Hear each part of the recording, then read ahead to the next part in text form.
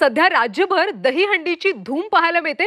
थरावर थर रचत गोविंदा पथकांकडून दहीहंड्या फोडल्या जातात, तर भाजप आमदार राम कदम यांनी दरवर्षीप्रमाणे याही वर्षी दहीहंडीचं आयोजन केलंय।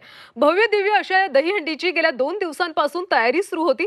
आज या दहीहंडीला मुख्यमंत्री, उपमुख्यमंत्री तसंच राजकीय नेते हजेरी लावणार आहेत। त्याचबरोबर सामाजिक आणि चित्रपट सृष्टीतले अभिनेते सुद्धा हजेरी लावणार आहेत। याच दहीहंडीचा आढावा घेतलाय आमचे प्रतिनिधी मनोज कुलकर्णी यांनी।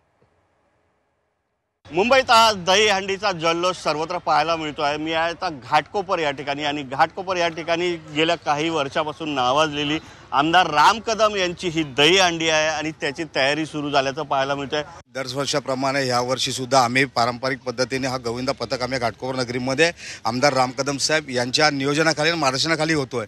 आणि ज्या प्रकारे आपण बोललात की नियोजन, तर ज्या प्रकारे दरवर्षाप्रमाणे सिने कलाकार, मुख्यमंत्री, उपमुख्यमंत्री आणि सर्वच मान्यवर इथे येतात आणि हंडीला आमचे 10:30-11च्या दरम्यान आम्ही आता चालू करणार आणि 11 वाजता आमचे ते चालू होणार आणि रात्री 10 वाजेपर्यंत प्रोटोकॉल जो आहे, महाराष्ट्र शासनाचा प्रोटोकॉल आहे, तो पूर्णपणे आमदार राम कदम साहेब हा पाळतात आणि 10 वाजता ॲक्युरेट आमची हंडी फुटली जाते आणि 10 वाजता आम्ही बंद करून टाकतो। जे गोविंदा पथक येणार आहे त्यांच्यासाठी सुरक्षा व्यवस्था जी राज्य सरकारनं नेमून दिलेली आहे ती सुद्धा ठेवण्यात आलेली आहे आणि अवघ्या काही मिनिटांमध्येच या दहीहंडीला सुरुवात होणार आहे।